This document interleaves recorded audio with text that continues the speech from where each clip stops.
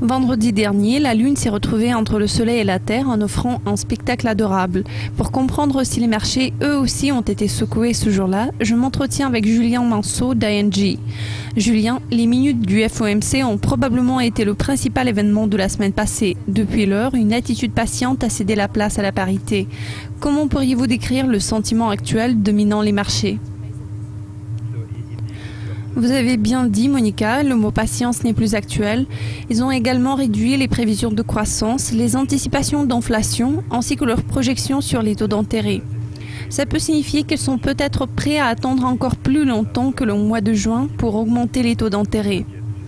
Avant la réunion, il avait été largement anticipé par le marché que la Fed augmenterait les taux en juin, mais il y a maintenant plus d'incertitudes. Le marché hésite entre juin et septembre. Les analystes ne cessent de discuter ce qui peut être considéré comme étant plus dangereux, une hausse des taux trop précoce ou bien au contraire une hausse trop tardive. Qu'est-ce que vous en pensez ? À l'heure actuelle, nous sommes menés à croire qu'ils vont probablement relever les taux en juin, mais à un rythme très lent, de sorte que les conditions monétaires resteront très souples pendant un certain temps encore. Nous ne croyons pas qu'après un brusque relèvement des taux par la Fed, il y ait un effondrement du marché obligataire.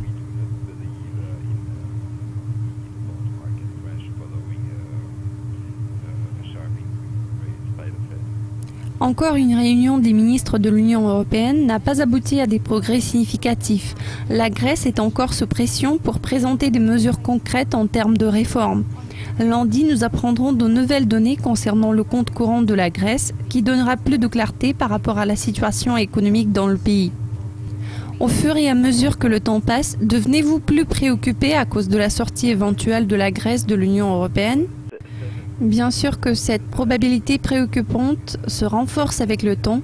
La réunion de jeudi a clairement fait comprendre que la Grèce avait fait peu de progrès depuis l'accord du 28 février. Les réformes sont insuffisantes et il n'y a pas de coopération sur le plan de détails techniques. Les différences entre la Grèce et d'autres pays européens persistent et les statistiques publiées montrent toutes des recettes fiscales décevantes ainsi que la détérioration du compte courant du pays.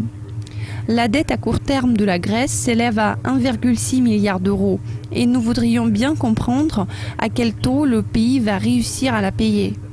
La pression augmente clairement.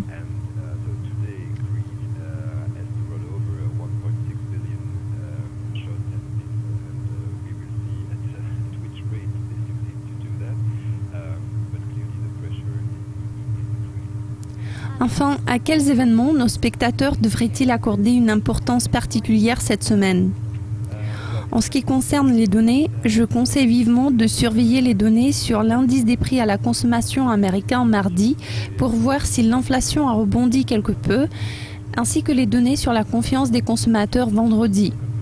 Dans la zone euro, deux événements de haute importance sont à surveiller. Le premier, c'est que la Grèce va probablement présenter une nouvelle liste des réformes qui devraient à leur tour être acceptées par les partenaires européens, ainsi que les données sur la masse monétaire de la Banque centrale européenne qui vont être publiées jeudi.